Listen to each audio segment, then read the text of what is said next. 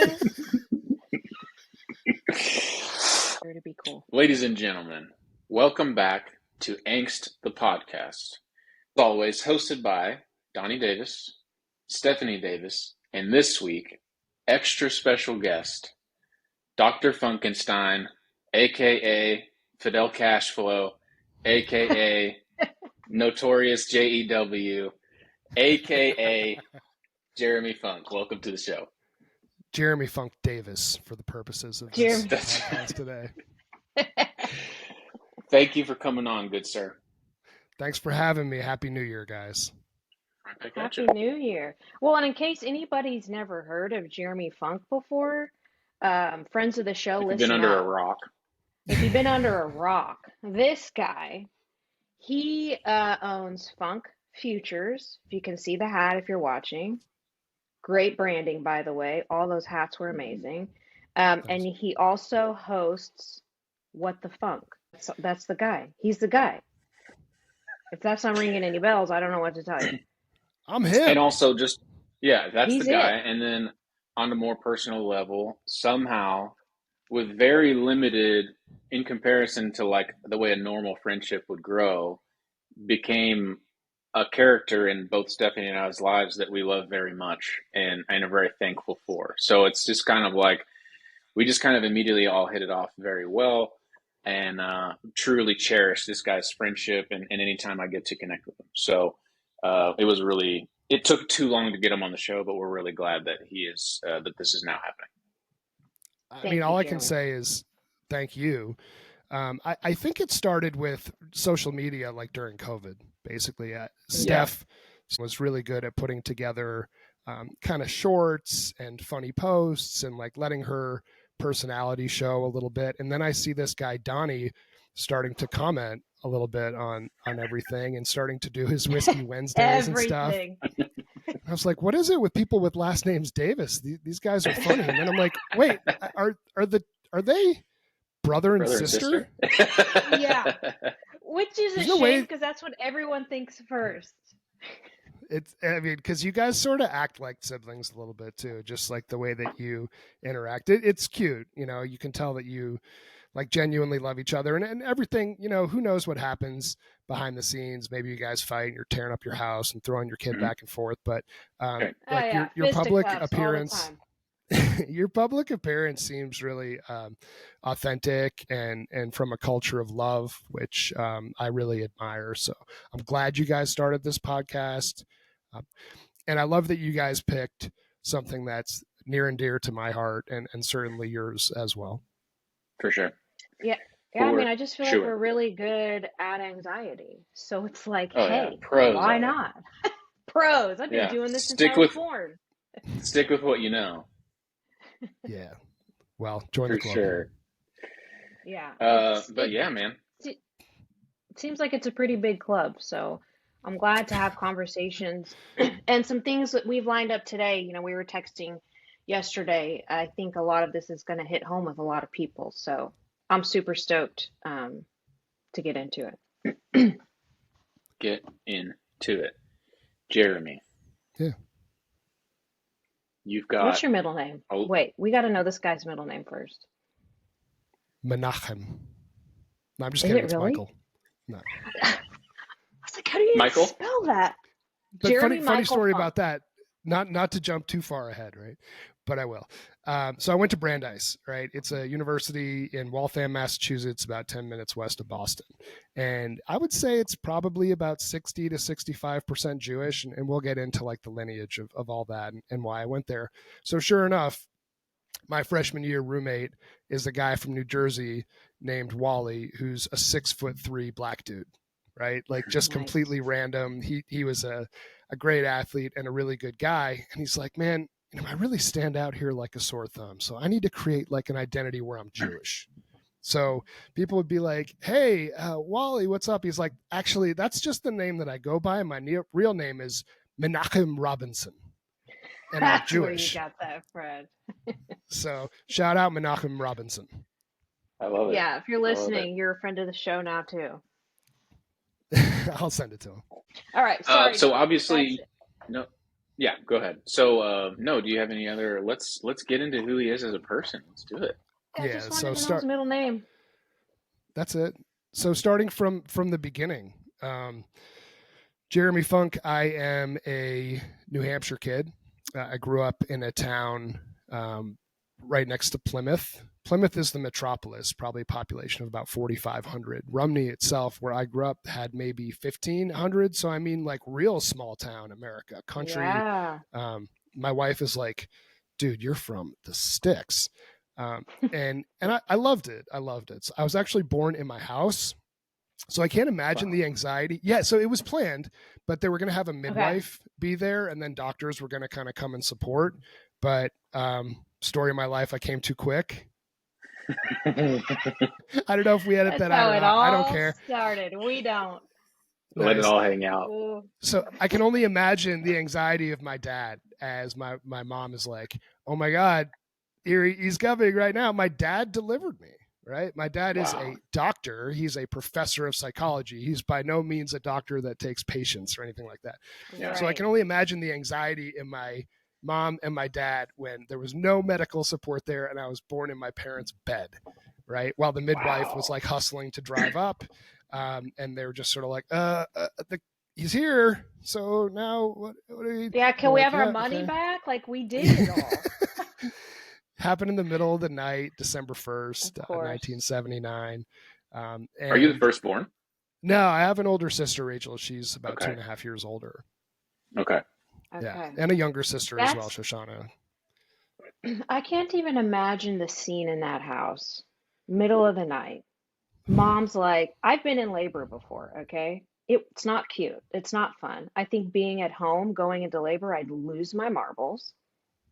Then you've got your dad probably trying to play it cool, like, no, honey, Right. it's fine. But inside, he's like, this is not okay. We paid this midwife, first of all. Where is she? Second of all, I don't know how to do this. What a mess. But good for your mom and your For dad, real. And for my honestly. dad Super. to catch me coming out, right? Yeah. I mean, He and probably he's shot always, out across the room. oh my God, he's dealt with crippling anxiety his whole life anyway. I can't imagine what that moment was like, but it's sort of like there's so much adrenaline that I think you Yeah. just sort of do it. So for me, I think like the anxiety around me, the angst around me started like literally my first second in the world. Yeah. And yeah, I grew up in the house that I was born in, that my parents still live in. And it's beautiful out there, idyllic, like country, rolling hills, lots of things to do in nature, like rivers and lakes and skiing close by. And I didn't particularly love it growing up. It felt boring. I have such an appreciation for it now. Just Hmm. how I was able to sort of grow up and appreciate the beautiful things that were around me. And Yeah. then a little bit of a wrinkle, right? So I am Jewish, and little story behind that too. My mom converted, so she was Greek Orthodox, which is like pretty extreme. Interesting. Yeah. Yeah, I on was the gonna say that's Christian side. Excuse me. And my dad is the son of the first son of a conservative rabbi. So like pretty extreme, like religious beliefs. Yeah. And then my parents met in late 60s, early 70s in Boston. My dad was in grad school. My mom was in college. They fell in love. And this is more like taboo then. This is not like it's like today, Yeah. where Yeah. it's like, whatever, you love somebody, like that's what matters. They had to have separate weddings because all the grandparents refused to be in the same place and shit like that. So you can imagine like Yeah. all the feelings that were associated around that. It was Yeah. it was intense, but like, they loved each other and decided to pursue a family. And my dad's just a really nice guy. And my mom's like, this is the one. So it wasn't easy. He was not the guy that my mom's dad would have picked. And I think it Of was hard course. also a little bit for my grandparents, my dad's parents, to be like, okay, well, I guess you're not marrying a Jew. So my mom decided to convert to Judaism in the 70s. And what often happens when you have a parent who converts, in some ways, they almost become like more religious because they're indoctrinated later in life, right? For me, it's like pushed on you at a younger age. You almost go through this like, it's cool, you're learning it, you start to develop your own independence, you rebel against it. right? And then maybe later in life you come back to it. And that's what happened for me. For my mom, she got introduced to this and was like, whoa, this is really cool. Like, in fact, this might even be more inclusive than my past religion. Like, I want to learn everything about this. So she ended up becoming like the cantor at the temple. Her Hebrew is really good. Pretty impressive stuff. Nice. But yeah, like interesting. It's fun to talk about lineage because I think it forms a lot of who we are. But I grew up in an area where not only were there not a lot of people, there weren't a lot of Jews. So in my high school, there was probably about 800 students total at the time, and I was the only Jew. Really? Wow. Yeah. So how did your parents end up in that town? My dad wanted to be a professor, and he wanted to be a professor of psychology. So you're somewhat limited to where people will hire you. So when he finished up his PhD in grad school and all that, you start to apply. He said he applied to like 100 different schools, and like 3 of them called back. One of them was in Dallas, which just seemed so far back then. I mean, plane travel wasn't quite the same. And this is, my dad's from New Jersey. My mom's from Massachusetts. Everything's in the Northeast. Like, it's all in this really condensed area. And there was another one that was in like upstate New York. They went to visit, and there was snow packed like 9 feet high. And then they went to Plymouth, New Hampshire, where Plymouth State University is. My dad got the offer, and he took it. So they were sort of like, they were going to go where he was able to get a job as a professor. Okay. So they ended up in Plymouth, New Hampshire. Cool. So our experience with Jewish people, very limited here in Texas, but we have watched a lot of shows about Jewish communities. So when you said that you were the only one, it seems vastly different from what we've seen of it, because like the shows that we've watched, they tend to keep that community together and stay very, very close. Super tight knit. So that was interesting to me that you said you were the only one. I've not. Like you mentioned like close knit community, and you're absolutely right. That I think is a little bit more common for Jews. So understanding that I didn't have that in New Hampshire, my grandparents and parents decided to send me to a Jewish summer camp. So I went to a place called Camp Ramah in New England. It was kind of near Amherst, like Western Mass. And this was an amazing experience for me. It was a sleepaway summer camp for 2 months. So I would go from, oh my gosh. Drop me off, come on visiting day a month later, and then pick me up at the end of the summer. My parents washed their hands of us. Like, no big deal. See ya in 2 months, you dorks. So when I was 10, 11, 12, I went for 1 month, because that's still pretty young to go away for so long. But I really liked it, and there was the option to go for 2 months. So I said, hey, if we can afford it and you guys want to do it, like, I really like camp. Like, I like the sports. I like the girls. I like the friends that I'm making. There's just so many things about it that are great. Like, I'd like to go for 2 months. So I guess it would have been after, when you're 13, after my 7th grade summer. I went to sleepaway camp for 2 months and did that all the way through my sophomore year of high school. So 2 months, made a lot of really close friends and, amazing experiences. So it was really kind of an amazing contrast, right? So here I am living in an area where there's almost no Jews, and our synagogue temple was probably 45 minutes away. So there was a small community there, but it was kind of mostly old people. And then in the summers, it was like 2 month full immersion Judaism, and I loved it. I loved both. Like, so it sort of gave me a couple of different perspectives, and that I think led in a little bit to why I went to Brandeis. But I'll kind of put a pin in it right there. That's a pretty that like sleepaway camp, going away for the summer is a pretty common thing in like Jewish culture, isn't it? Absolutely. Yeah. Like, and I remember talking to Tim Lozer about this. Rest in peace. We all love Tim. Oh, Tim. You guys were on the podcast when Tim was rocking it too. I still miss him. I think about him every day at some point. I miss him. How could you not? He was a good dude. Yeah, he did a lot for me, and he's just a special guy, But I remember when I first told him about that, he's like, what? He's like, I used to go to camp, and it was for like a week. I'm like, right. 1 week max. 1 week. You're dirty. What do? You go home. I'm like, no, dude, 2 months. He's like, I don't even know what to say. He goes, they don't do that in Texas. I'm like, right, because it's too hot. So they probably ship them up to like Yeah. Wisconsin or New York or, Right. Maine or something like that, where it's not too hot. But trust me, like those people do go to camps as well. But it was a really special experience for me.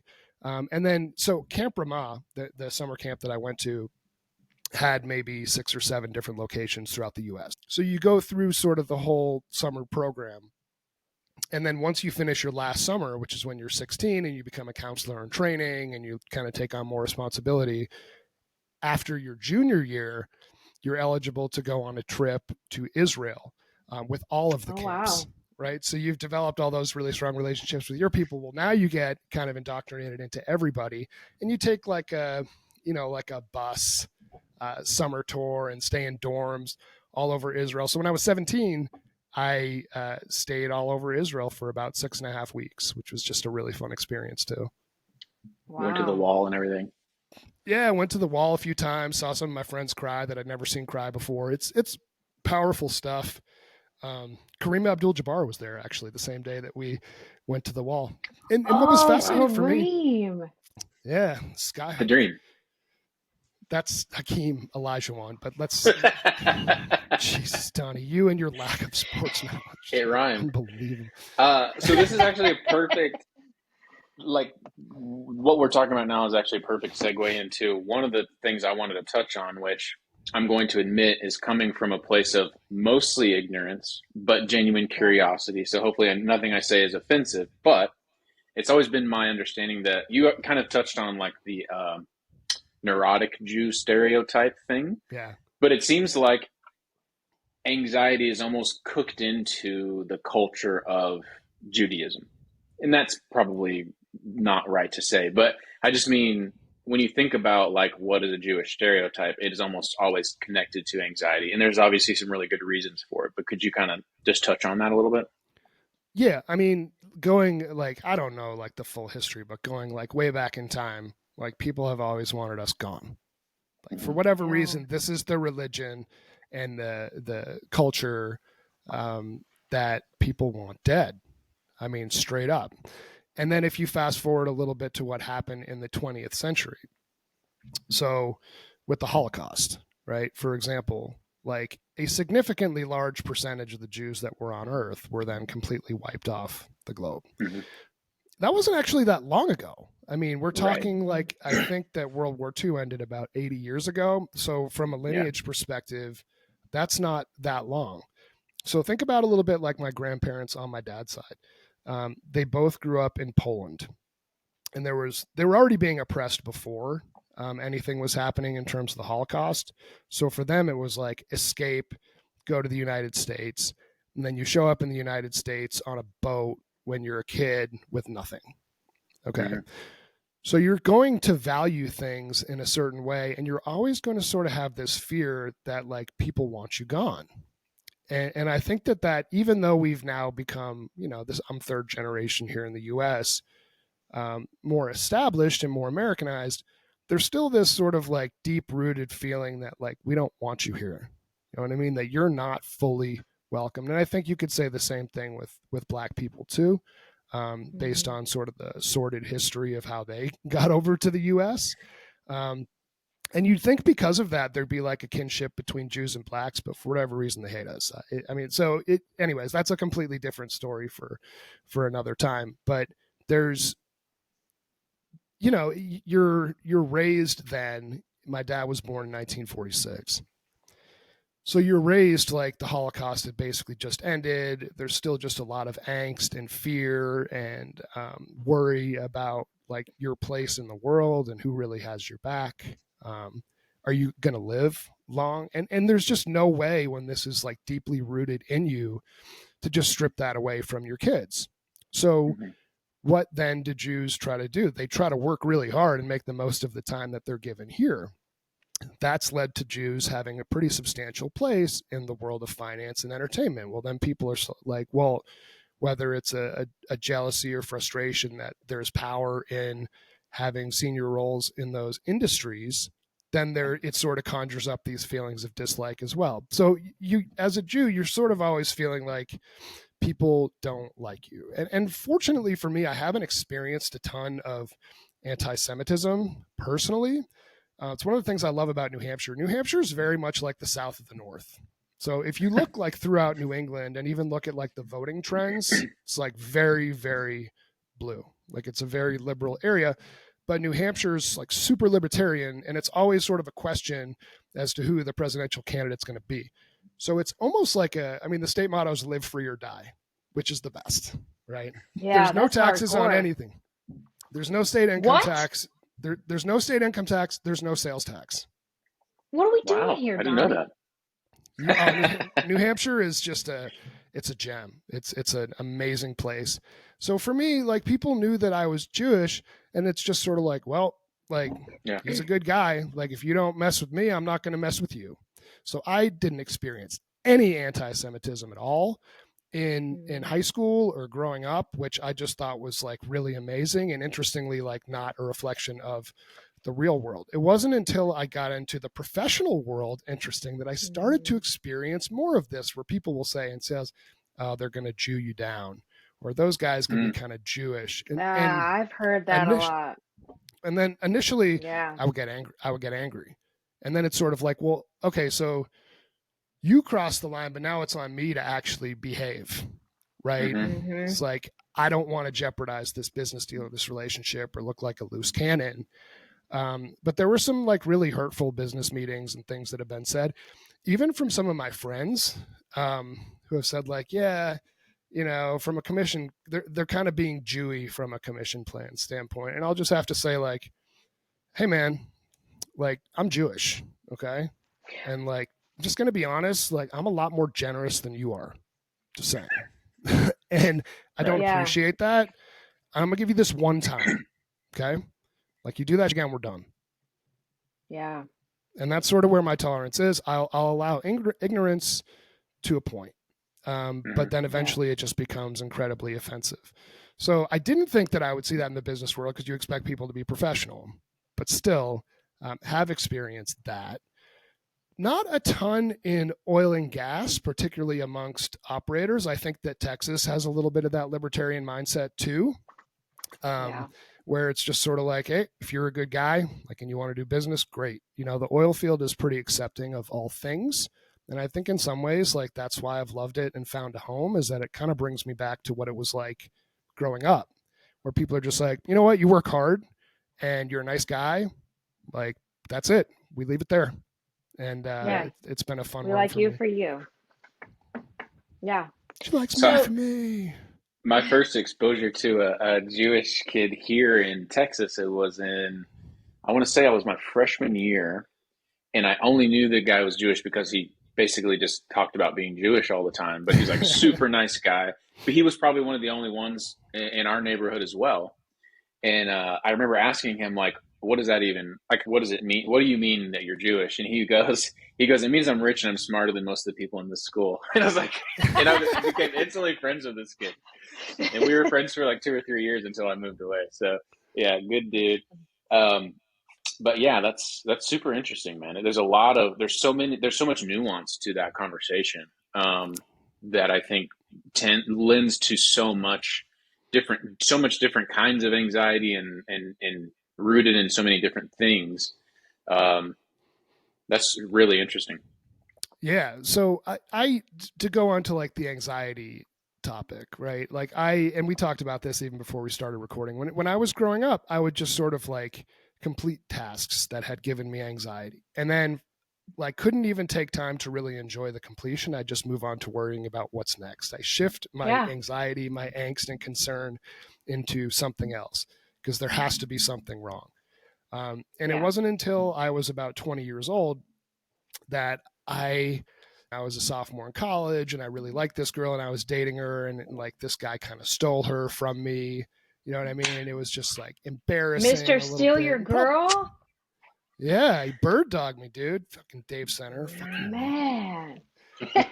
Shoot. If you're listening, Dave, you're not a friend of the show. I'm sure he's fine. I'm connected with him on LinkedIn and all that stuff. But No, he's not he had cool his with me, he had his dude. own issues. He had his own issues to deal with. But did me a favor. Things have worked out pretty well for me. So it was just sort of like it was really hurtful, right? Because you put your heart into something, especially a relationship or a woman or a person. This is one of my first serious girlfriends, and I would just get this like pit in my stomach, like anytime I saw the guy or anytime I would get a phone call from the girl, like what's it going to be? And I ultimately just sort of blew up, and I'm like, we're done, like I'm over it. And like 2 weeks later, she's like, oh, I'm dating this guy. I'm like, of course you are, right? Like I know. Probably were 2 months ago too, but Right. Yeah, my anxiety already told me that was happening, so ahead of you on that one. This sucks. So I remember sitting down with an awesome doctor, like, and I'm still so appreciative of this guy, Dr. Hedberg. His first name was Viking. How much of a badass do you have to be if your first name is Viking? And I sit down, I'm like a 20-year-old judgmental kid, and he looks like kind of nerdy, and he kind of has like a nerdy voice. And he's like, yeah, I went to Yale. And we start talking a little bit, and this guy's just an absolute godsend. And he put me on Zoloft, and he put me on clonazepam. He said, be easy with the clonazepam, especially if you're going to be drinking a little bit. I know you're 20, like, but start taking the Zoloft every day. And I had this like awakening, you know what I mean? Where I'm just like, oh my God, is this what it's like to have a baseline of happiness and just not wake up when you're worried? So fast forward, I'm 45 years old, like on and off over the years, I've been taking Zoloft, and at the points that I get off of it, I'm not as good. My baseline's not as high. I'm a little bit angrier. I'm a little bit more irritable. So people have wide ranging opinions. I could say in a lot of ways, like antidepressants have like saved my life.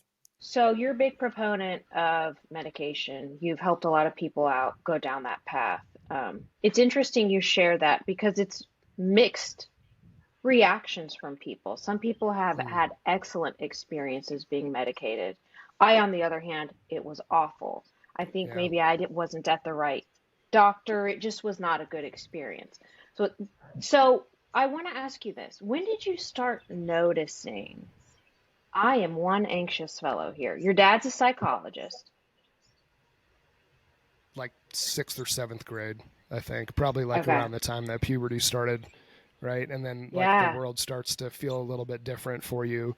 I started to feel, and never like public speaking types of anxiety, more just like social, like relational, interpersonal things, and then financial too. So, which I think is actually like common to a lot of Jews. Like, yeah, we get this stigma that we're cheap, but I think in a lot of ways it goes back to like, well, is it all going to get taken away?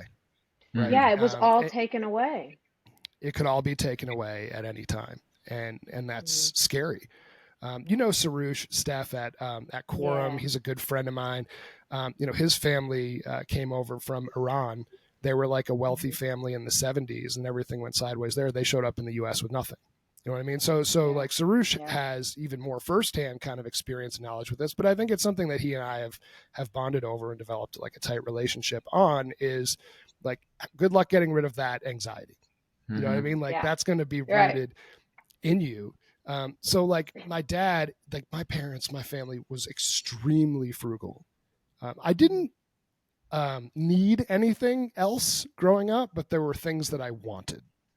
So part of when I had the opportunity to go off on my own, I wanted to go and chase those things more. And then I think you start to realize, like, once you have a family and sort of a stable career, it really does come back to just what you need.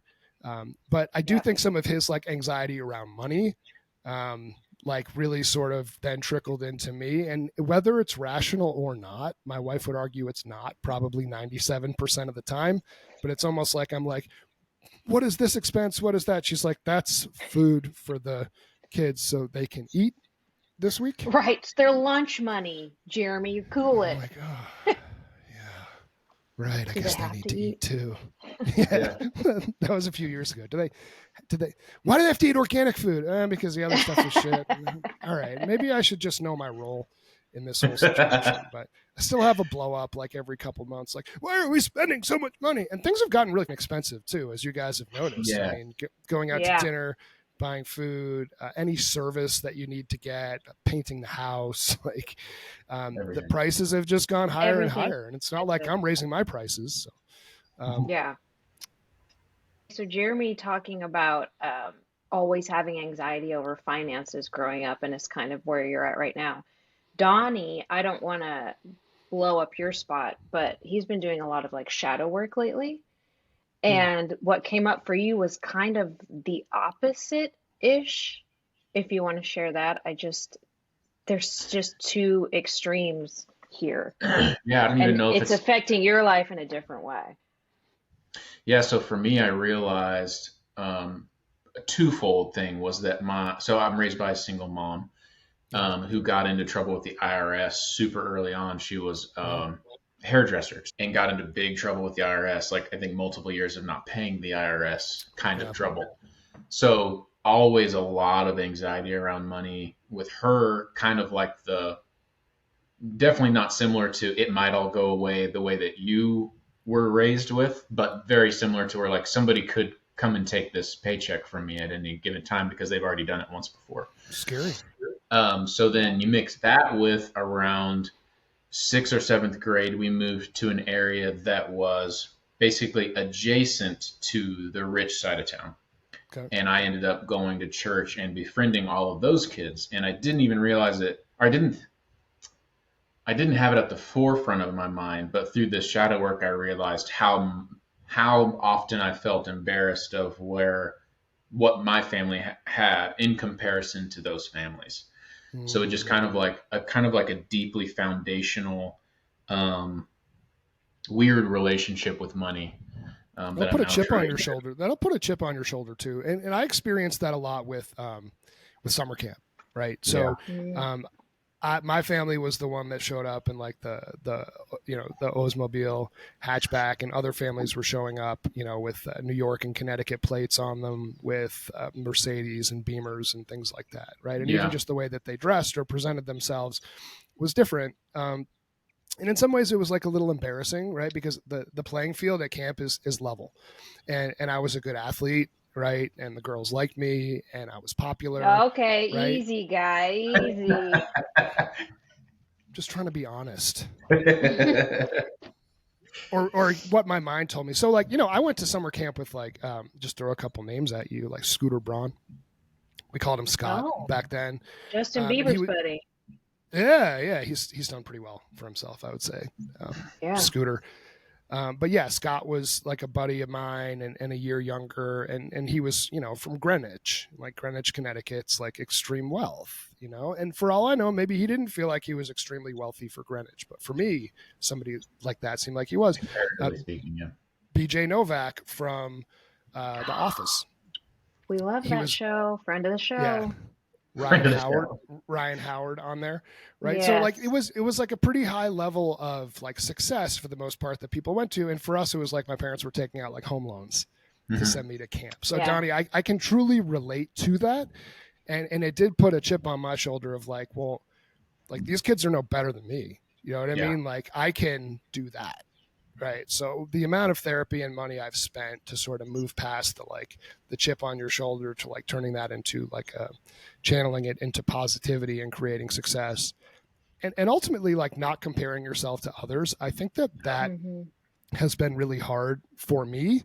But at this point in my life, I'm 44 years old. Like I don't think about that. Right. Cause I also believe truly that it doesn't really matter what things look like from the outside. Like everybody's dealing with their own struggles and challenges. And my friend Ken Dalton, so in 2014, 15, 16, I did a lot of business with Devon Energy. And one of my favorite people there was Ken Dalton. He was kind of impactful in my career. He helped Seven Lakes at the time do a lot of business there. And he said something to me pretty profound. Have you guys been in the Devon Tower before? Yes. I haven't. In OKC? So the tallest building in OKC is like 22 stories, and Devon put in this 50-story beautiful glass, like, emissions friendly building that really sticks out like a sore thumb, but it is spectacular. Mm-hmm. And the higher you get up on the floors, that's where more of the executives are, and like very sort of traditional in that regard. And Ken Dalton was like a mid-level data management guy. And he, you know, this is a publicly traded company, so you can see what some of these people make, right? So you're in rooms and you can just Google and be like, dude, that guy made $7.3 million last year. Why is he such a That's dick? it. You know? Yeah, like things like that. And Ken, and I was starting to get some of that feelings of like comparison. I'm like, dude, like I'm not going to make that my whole life. You know what I mean? And like, here's this guy making this in 1 year and he's like treating me like shit. And Ken pulled me aside and he said, let me tell you something. It's not what you make. It's what you do with what you make. And comparing yourselves to some of these other people here, he said, I'll tell you what, there are people on this floor that make $3 million and they spend 3.1 each year. Yeah. You know, he's like, I make 125 grand and I own a rental home in San Francisco. Right. So like, think about what's important. Right. And comparing yourself to these people, that's not going to do you any good. And just sort of remember that. So like, that really stood out to me with like, once you start making more money, you start to kind of spend to that money. And his suggestion was like, if that starts to happen to you, just sort of like keep living the way that you're living right now. So, pretend like you're not making it. Yeah. Rob Dyrdek, I don't know if you've like listened to any of his podcasts lately. We've been a Rob Dyrdek fan since his TV show and all of that. Is that Robin Big? Robin Big? Yeah. Yes, exactly. Yeah, that guy's great. Great show. He talked about how he was making millions every year and spending over those like paycheck to paycheck. And he says, if I could go back, I would never live that way. It's insane what I could have done with that amount of money, buying businesses and things like that. But he just squandered it all away on, you know, the things we would probably spend that money on, right, if we had it. So it's all about perspective. It's not about things. It's about the people in your life and the quality of your life and that rental home. You know what I mean? Yeah. I mean, it's mailbox money. Yeah. You know, money can't buy you happiness, but it can create a lot of opportunity for you. So, you know, I don't want to completely shut it down. But I think like ultimately, it's not what you make, it's what you do with what you make. And that's an important thing to remember. I like that. For sure.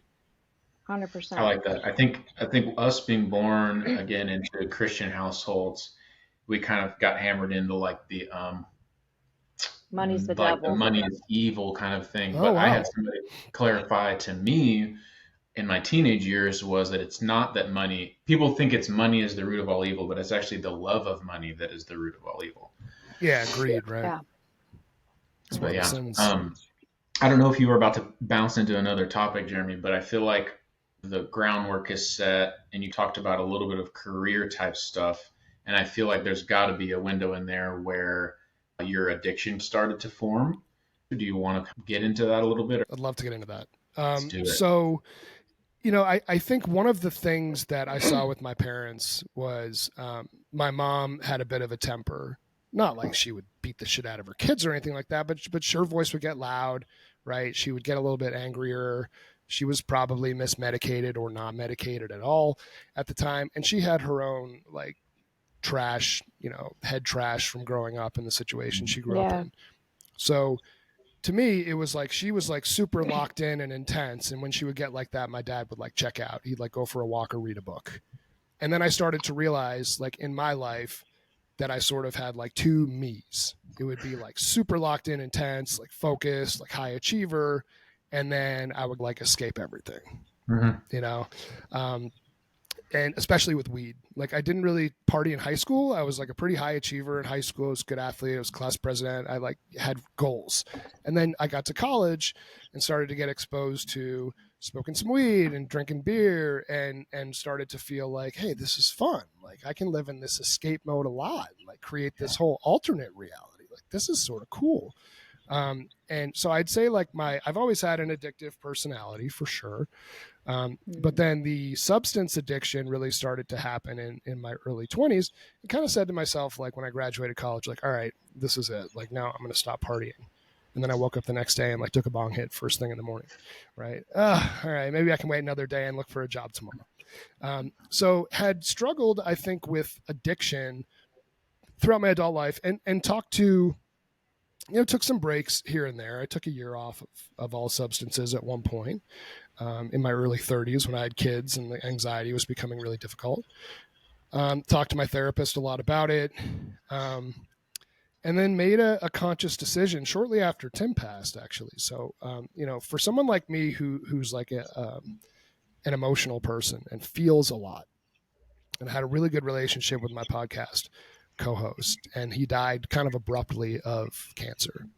And I didn't want to face reality at all. So my default was then I'm just going to check out, and I'm going to check out every day. So I want to say for the next like 3 months, basically, I like drank and smoked heavily every single day. And it's not something that I'm proud of. And it's something that started to put me in a place of deep depression and lack of focus and lack of connection to my wife and kids, poor performance at work. And at that time I was only like a year and a half into starting my own company. So like I was putting things at risk. And woke up in the morning on August 24th of 2022 and I couldn't get out of bed. I had the typical stuff. I had calls, I had lunch meetings, I had a happy hour scheduled. I had work to do. And I straight up just started to cancel everything and I couldn't get out of bed. And I called a rehab facility here in Colorado and I said, I want to check in tonight and I'm done.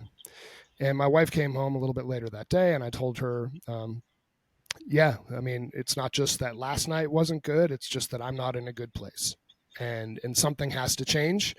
And if we wait on this, I'm not sure if it will change. She's like, okay, let's do some research. Like, let's find a place we can get you in this weekend. I go, no, I need to go like now. And I've got the place and let's go. She's like, okay, pack my bags. Went to a rehab facility. And boy, did that put a lot in perspective. You know what I mean? It was almost sort of like you don't want to compare yourself when you get in these situations.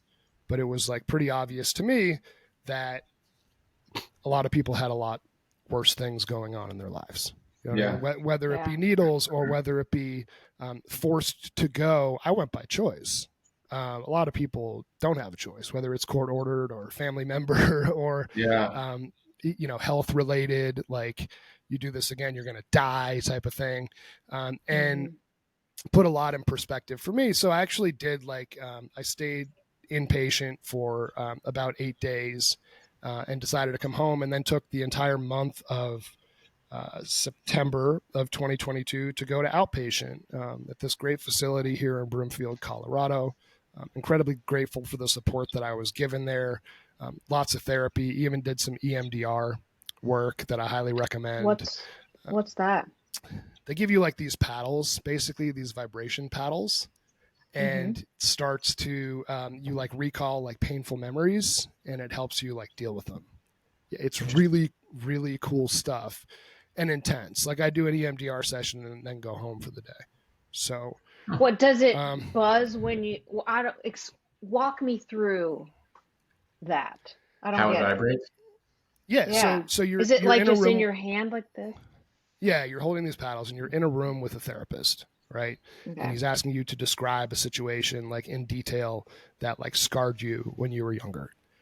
And you start talking through it. And they also then tell you like, think of a safe place that you can go to like when you were younger, right? So like I picked a couple stories, picked a couple safe places, and you start going through the story and they start like buzzing you and they're like, what do you see? And literally like all these memories start flooding back, things that you'd even forgotten, right? So it brings like a lot of them to the surface and then it's like extracts you and takes you to your safe place and shows like you're okay, you're safe. You know what I mean? Because there's a lot of like childhood trauma and scars and things that you haven't dealt with that are so deeply rooted that lead to things like addiction. For sure. So for me, it was really awesome. Is I can have this memory and feel this feeling, but I'm also safe. So it takes away that. It kind of trains you. Yeah, that fight or flight or that major anxiety around it. And also just like, it like brings you to reality, right? Because what I would do typically if I started to think like that was escape. And he's saying like, look, there's different ways to escape. right? You can go to like your safe Mm-hmm. space and meditate. So Yeah. really, really cool, powerful stuff. There's a lot of different ways to do it, but like that was one of the treatments that I was given. A lot of writing, a lot of reflection, and got out. And I think today is 499 days of total sobriety for me. Congrats. Before we Jeremy, move that's on, awesome. let's recognize how much of a ride or die your wife is, to just be like, yeah, Yes. we got it from here. You know, you go do what you got to do. I think there's a lot of people who wouldn't have that level of support that like instantaneously. So like shout out Miss Funk if you're listening. Yeah, shout out Eliana Funk, super mom extraordinaire. She's one of a kind. She could do anything she wants in life and career. And I think someday she'll probably be the CEO of a company if she wants to, but she chooses to work for a nonprofit because she wants to help underprivileged kids. That's like where her heart's amazing. at. So she's Beautiful. A beast. And I think that she sort of always knew, obviously, about some of my issues, but she also knew like nobody was going to be able to tell you. Like you sort of had to come to it yourself, because I would naturally rebel against anybody telling me what to do. But yeah, she completely held it down, removed any of the like parenting or obstacles or things that I need. And there's something funny. I've learned this a little bit and throughout treatment, like a lot of the people like me who are flawed or addicts, like tend to somehow have partners who are like superhuman. You know what I mean? And sometimes maybe that's like a caretaker in that person or something, but like I'm very, very lucky. And Donnie, you're absolutely right. Something like that could have really like shaken up my life, and instead it just changed for the positive, and it's helped our relationship and my ability to parent, and still some scar tissue and shit to work through. But of course, I'd say that like my life, my business, my relationship with my wife, my kids, my health is in a much better place than it was at mid 22. 490 days ago. 499. I want to 99. Yeah. Tomorrow. We should have recorded tomorrow. Yeah, we should have recorded tomorrow. Well, it'll come out after it's 500, but that's true. It was hard. It was hard. You know, you go from like deep addiction to nothing. And you undergo some like real changes, like mentally, physically, emotionally. And then you start to realize like the physical pull is gone, right? So you actually have control over this with your mental capabilities, right? The hard part, I think, is just getting all the shit out of your system. And you get all the shit out of your system, and then you realize like it's sort of on you. And I truly believe that we're just creatures of habit, right? And we create these patterns, and those patterns dictate who we are. So my patterns were I would wake up and go to work and get some shit done, and then go to happy hour and drink and hang out all night, and then crash and then do it again the next day. So it was weird, like once I got sort of like put back in the real world, to be like, oh, like I'm feeling like I should go to a brewery right now because that's what I did. Then you're just like 4 o'clock. And then you don't. Yeah, this is what I do, right? And then I'm like, oh, wait, maybe I could just like go home and have dinner with the family, and that'd be cool. So you just start to shift what you're even earlier, like especially when I was in early recovery, I would sleep. Like alcohol especially just fucking ruins your sleep. And I sleep so incredibly well now. I wake up fresh every day. You start to have these like realizations where you're like, you just sort of stack like accomplishments and positives, and you realize like I'm in a good spot. So for me, it's sort of like, well, these are just sort of like my patterns and my habits now, right? Like I don't drink, I don't smoke weed, I don't party. Like I spend time with my family, and I'm effective at work, and our revenue numbers year over year were up like 67%. That's no accident. My relationships across the board have been stronger, and there were some tough things too. You kind of start to realize like, wait a second, maybe some of these people I thought who were my friends, they're not my friends. Like they're just people that I go out and party with. So like ripping that Band-Aid off, and in some ways like starting to think when you're in addiction, right? And you see somebody who's like sober, you start to think of them as like a square. And then all of a sudden I had this shift of like, oh, like maybe those are like really good people, and there's more to them. Just because they don't party doesn't make them like any less. So Yeah. I've built like a good community around people who are also kind of in this sober universe. And for anybody out there who's listening that needs to hear this, like, you can still have fun. You know, you can still have a lot of fun. You can still go to concerts and you can go to basketball games. You can go to really nice dinners. And one of the things that I noticed about going to nice dinners and date night and all that is like, man, these bills are so much smaller. Yeah, $14 martinis and $16 old fashions start to add up, and $9 beers. Like, it's expensive. So financially, I was just like, oh, this could be kind of cool. Yeah. Right. Baby girl, why don't you get dessert tonight? I didn't order. Right. I think it's a powerful thing you just said, which not only can you still have fun sober, it's actually real fun that you're actually experiencing. It's you're taking it all back with you. You're absorbing all of that fun rather than the fun coming from an external source. And then very often, as we all know, you're really just borrowing joy from the next day because you wake up feeling like crap.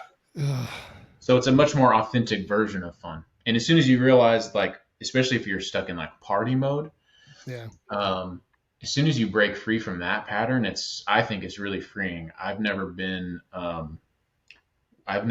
I've ever been actually addicted to any substances, but just kind of the idea of like, okay, we're going out to dinner, we got to get some drinks. That was definitely like ingrained in me. You're going to a concert. Let's get drinks first. Yeah.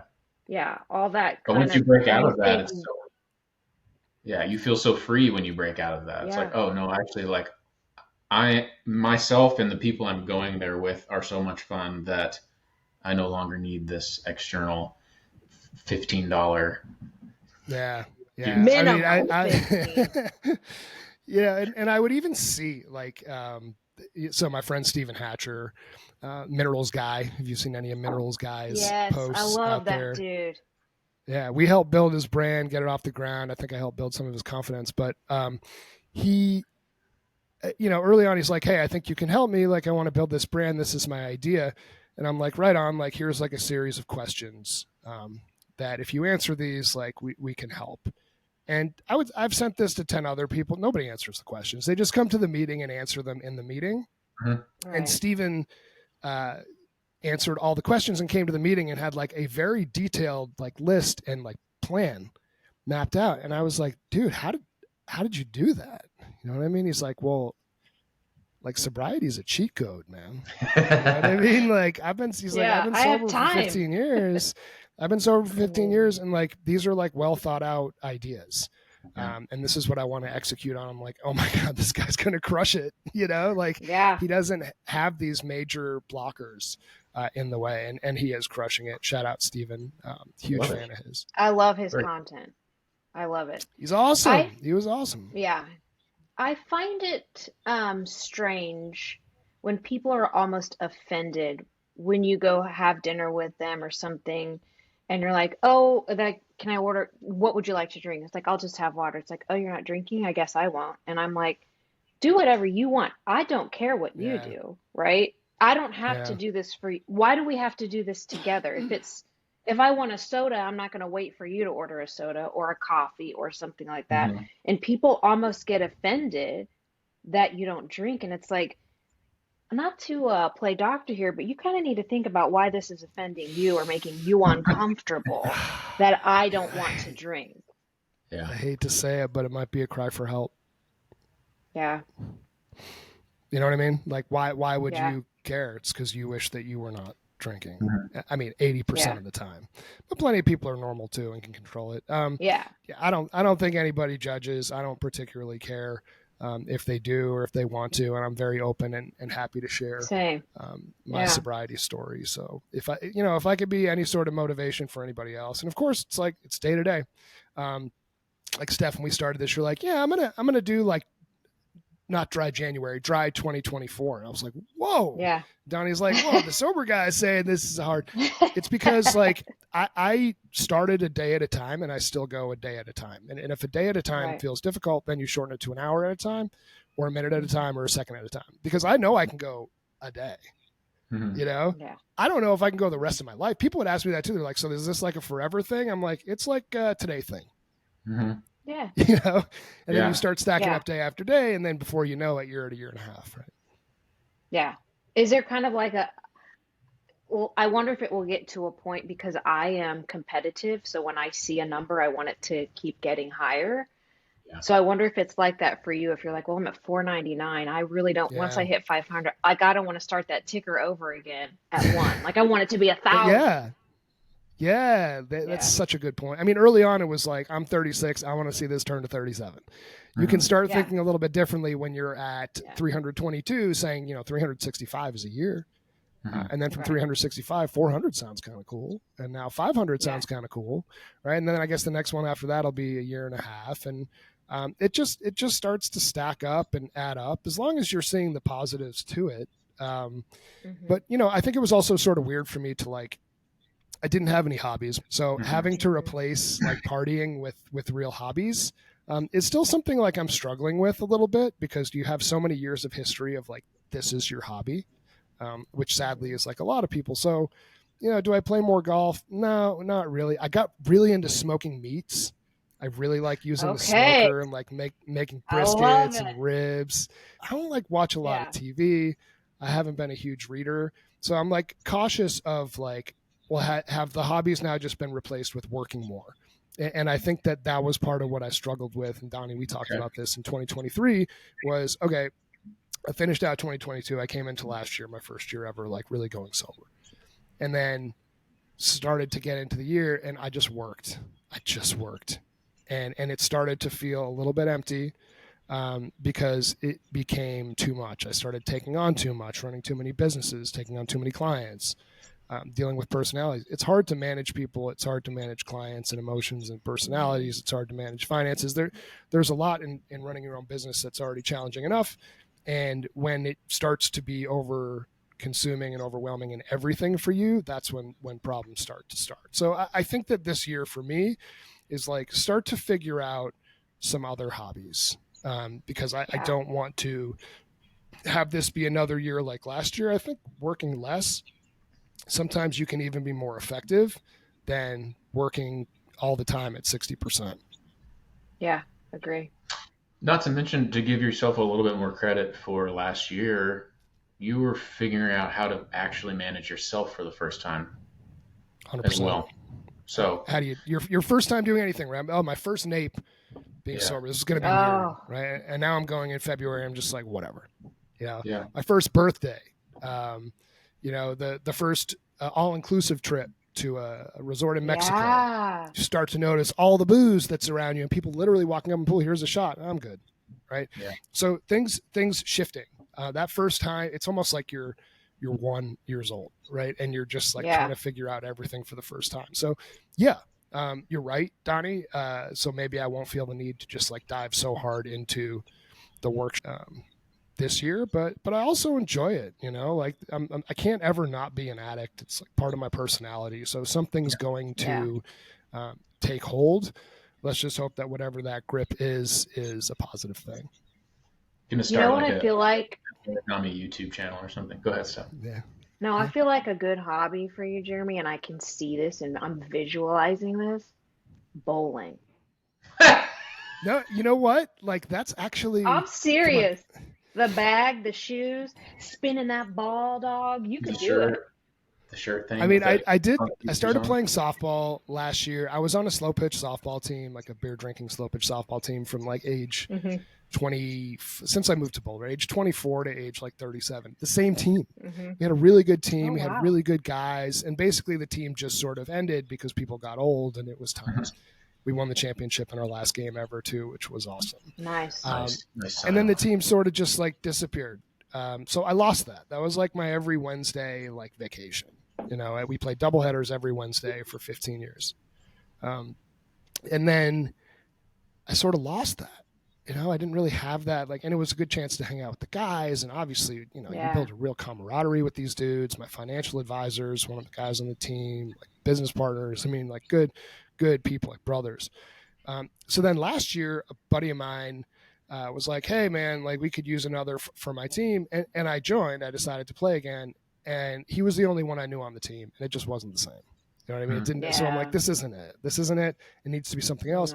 So for my birthday, we let Ezra choose, my 5-year-old, and he said, yeah, why don't we go to Benihana? And I'm like, all right, well, we should go to Benihana, but we should do something before that too.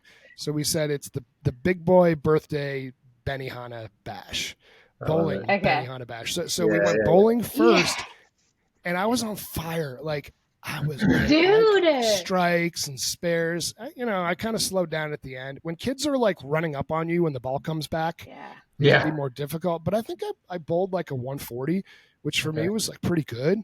So my wife was sort of like, you should do a bowling league. So like somehow, Steph, you're not totally wrong. That's the first thing that came to me. I was like, this guy would be really good. I'm serious. I feel like you'd be good at bowling.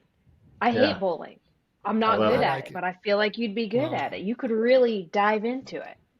That's hilarious, though. You should. Bowling is it.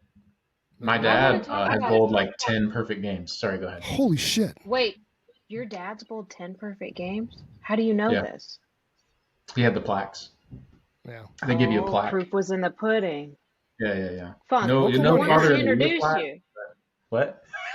I could use a coach, Donnie.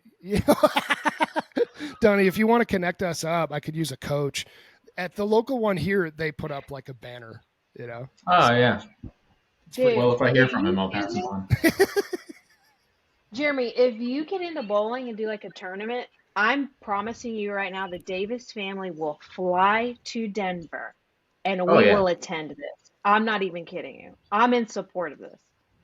All right. Well, the Angst Redux podcast will be there. You can catch me in roles. A live bowling alley podcast. I love it. Yeah. I want to talk about something, and I remember when you did this, the Hoffman Institute. I remember you telling us about it. I don't remember what year it was. It had to have been in the last 2.5 years because that's how long we've known each other.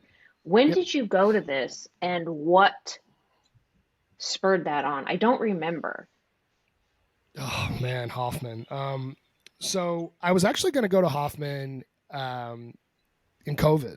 I'd signed up, and I want to say that I was supposed to go in like September of 2020, and they started doing them again, but it was like you got to wear masks and you have to social distance, and it's sort of like a touchy feely like emotional thing where you're hugging people and stuff. So you don't want to go in that setting. No. So I pushed it out to November of 2021, and my wife had heard of it. From some of her friends, like one of my buddies who's a real estate agent, very successful one in Boulder, had gone, and he found it to be transformational and extremely positive. So I started to look into it a little bit, and I'm like, all right, I'll do it. Didn't really know what to expect. They have like a weekend teaser course, and I recommended Donnie actually look into this too. I think a lot of people should look into it, but where they sort of like ease you in, and you do some guided meditation and some writing and some of the things, like they sort of ease you into what it could look like. But then basically, so, I showed up in November. There are 2 locations for the Hoffman Institute. This is going to be like a commercial for them. There's 2 locations. One's in Connecticut. One's just north of San Francisco. I chose to go to the one in San Francisco. Beautiful area. The accommodations are like not like overly amazing. It's like a kind of a small dorm room. It's not about that, right? It's about healing. And you show up and they take your phone. Well, I hadn't been without a phone for a week or any screen or device for a long time. And I was like, this is weird. Like you're giving something away. Wait, how long how long did you not have your phone there? A week. A whole week. I turned it in on Friday night and I got it back Friday afternoon the next week. Okay. All right. Go ahead. So Hoffman, right? So no screens, no sex, no masturbation, no drugs, no alcohol, really just intensive focus on yourself. And there's a program that they go through that's, sort of like day by day. And it's really kind of all based on digging deeper into yourself, and especially the chains and bonds that have been created from the way that you were parented. So what typically happens with how you're parented is like, that's how you learn how to be a parent. And you start to develop patterns in your own life where you have frustration and angst and anger toward your parents, right? Because of how they parented you and how they should have done it differently. And you just can't let go of that. So for me, I got there and it was just so transformative for me. There was like 32 people there. It's primarily really successful people. There were some famous actors, musicians, celebrity chefs, and but it doesn't matter. You get there and you just go by your first name or the name that you were nicknamed as a kid. And when nobody asks what you do, you're not allowed to ask what you do, because then that means you're going to talk about work. You ask how you feel. How do you feel? Right? It takes you a couple of days to sort of break that, because how you talk to people is like, what do you do? Yeah. And it was really weird for me to start answering that question afterwards. I'm like, you mean like for work? You know, but while I was at Hoffman, you know, there was some silent meditation, there was some guided meditation, there was a lot of writing. You literally write letters to your younger self. You know what I mean? You break a lot of the barriers and the bonds and the chains that have been created that you just haven't been able to escape from over the years. And just the way that you start to talk and interact and think, it was just magical. So Hoffman for me was transformative. It was life-changing. I felt like in a real state of Zen when I left it, I think in part just because of the time away from the phone. And I'll tell you, with the devices, like it was really weird for like a day and a half. And then I just loved it. Like the next 5 days, I was like, I don't care. I didn't think about what was happening in the outside world. I was like, I'm actually focusing on me. And I haven't done that much. Take a week, focus on yourself. And for me, that was just incredible, just totally incredible. Made some friends in that group. We have a WhatsApp channel that we still keep in touch with.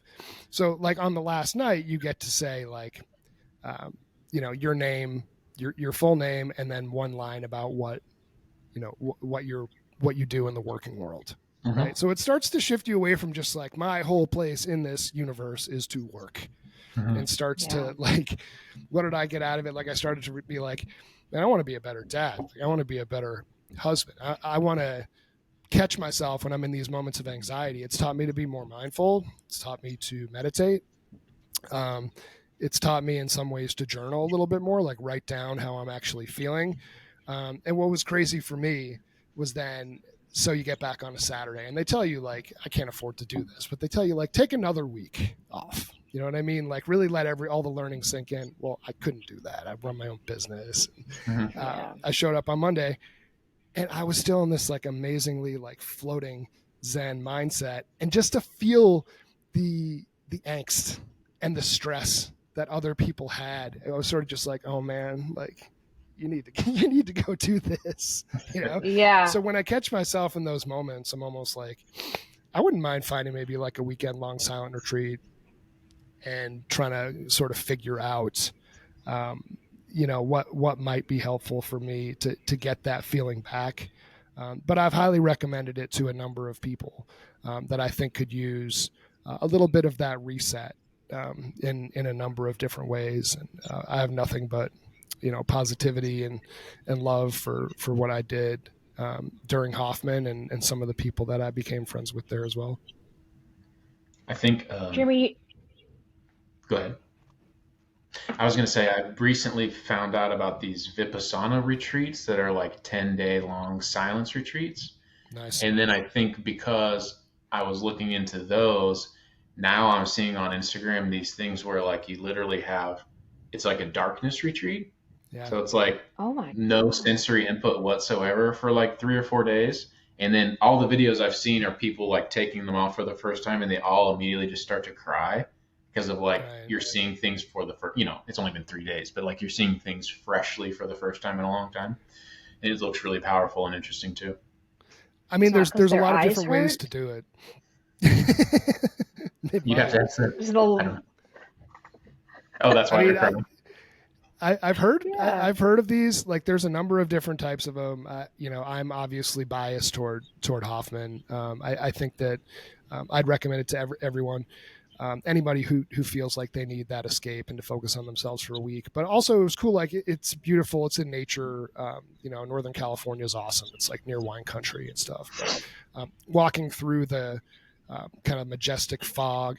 The food was awesome. The people were awesome. I liked like the days of reflection where they're like, okay, here's your assignment, go write. And like my hand hurt. I hadn't written like by hand since I was in Yeah. like what, 8th grade or something like that. And I was like, ow, but it was kind of cool. You're writing and you're writing and you're writing. And when I got out of that, Donnie, like my freestyle skills were so sharp because I was writing. My writing was so good, and everything came out. And like I really wanted to just like sort of forgive, you know what I mean, and show love and like move past all of the things that I thought had sort of held me back, and wasn't going to let that happen anymore. It's beautiful. I want to ask you, I wrote this down, because you talked about how at the Hoffman Institute you're kind of working through how you were parented and things like that. I love my parents. I don't blame them for anything, but our daughter is going to have things to work through by the way we parent her as well, just because that is the natural process. Right. But I want to ask you, have you talked to your parents about any of this, and how do they feel about it? Is it like a defensive, or like what's the reaction? Or do y'all just haven't talked about it? No, we definitely talked about it. In fact, like one of the things that they basically like, you have a checklist of things to do when you leave is to just like tell your parents that you love them, because a big part of it is letting go of the way that they parented you and continuing on in a way that's authentic to you. And just even a lot of the words that they use, like, finding your true self, finding your authentic self. To be able to do that, you have to be able to move on from some of the scars of the past. So I talked to my parents all about it. And my parents, they've gone to therapy. And my dad's, is a psychologist, right? And my mom's very intelligent. So like they got it all. And I think in some ways it caused some conversations where I was sort of like, even said to my parents, I was like, why did you do that? Like, I'm not mad about it now. I've sort of let go of that part of it, but like, why was this your default? Because I'm not going to do it like that. And just make sure to not do it. And for them, it's like, that's what they learned, right? So you start to see like, these are the chains that have been created for years and years and years, and the anxieties and the challenges. And like, you guys know, there's no manual on parenting. You could read thousands of different books, but ultimately it's like up to you in terms of how to do it. So, no, I had really good, authentic conversations with my parents and my sisters, and my wife, and my kids even, and just felt like a greater love and appreciation. Cause like, I know we've talked about a lot of heavy stuff in this, but like my general perspective on it is like, I'm really lucky. You know what I mean? Like I'm in we have money and we're safe and we're secure, and there's a culture of love in my family, and I still have relationships with my sisters and my parents, and I have a lot of friends, and I'm blessed to have a good job and a good business. So there's a lot of external things that then start to complicate that and get in the way and create this noise. But like ultimately, I appreciate everything that I've had and that I've earned and that I've been given over time, even if I'm not worth hundreds of millions of dollars, and don't get to go to these darkness retreats every week. I have a level of appreciation and gratitude, and I think expressing gratitude and having a sense of mindfulness is extremely important. And it's something that I put in my slides as well. Donnie, I've sent you some of, when you were kind of doing your Davis Generation stuff, I sent you my slides. It was kind of open kimono with everything. And like, mindfulness and authenticity are two of the pillars of my company. Right. Because I think everybody gets stuck too much on business. Like, I actually think that the human side, like, we're all humans first. If we're going to work together in some way, we have to understand that and treat each other with a level of respect and appreciation, while also being honest and authentic. And I think that's kind of hard to find in the business world. So not to be all like woke and soft and flaky, but I think that people in general need to find ways to treat each other better in the working world. Absolutely. So it's like, you spend a lot of time doing it. Yeah. Awesome, dude. I really appreciate how open and vulnerable you've been with us. Is there anything you want to like plug, urge people to do, anything like that you'd like? If there's one thing that you want our listeners to walk away from or with from this, what would it be?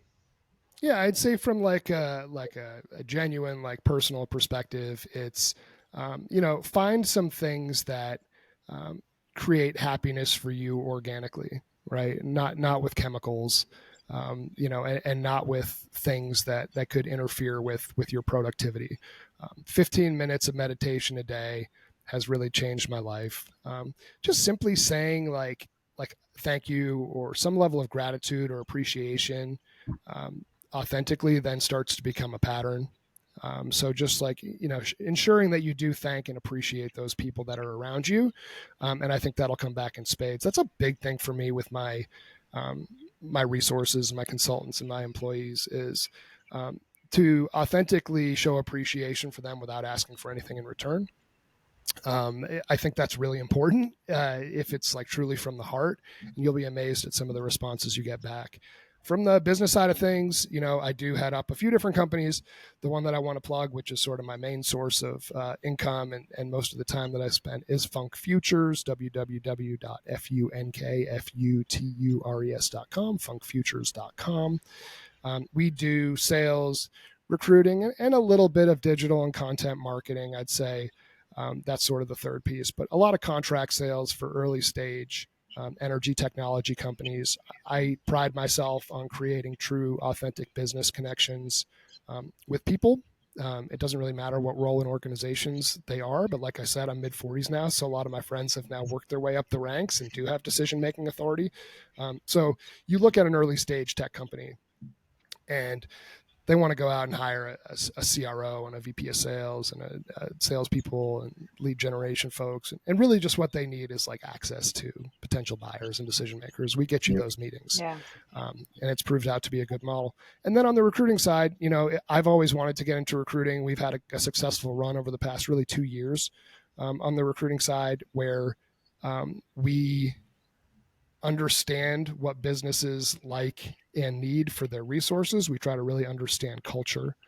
And then if there are open roles, whether it be salespeople, sales leadership, finance, IT, operations, you name it, we can quickly source and find those people and deliver candidates to the right organization. So I'm going to keep our focus within energy tech and even within that, mostly oil and gas.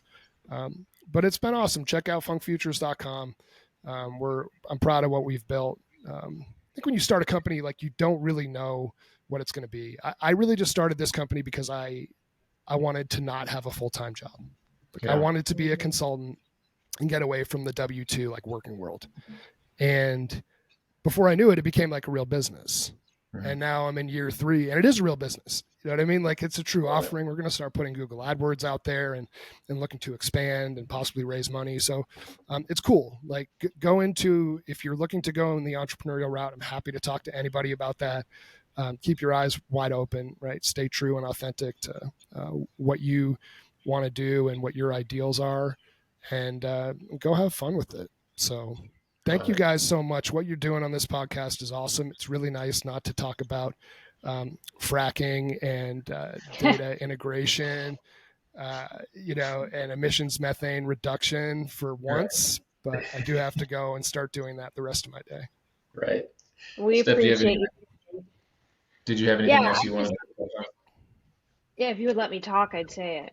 Did you have anything else you wanted to say? Yes, Jeremy, I appreciate you truly. You have been a friend and a mentor to me. I've come to you a lot for work advice. What's my next move? You are one of the people that gave me a lot of confidence to really put myself out there and go after what I know I'm capable of. So thank you for that, all while dealing with your own stuff. It really, really means a lot to me.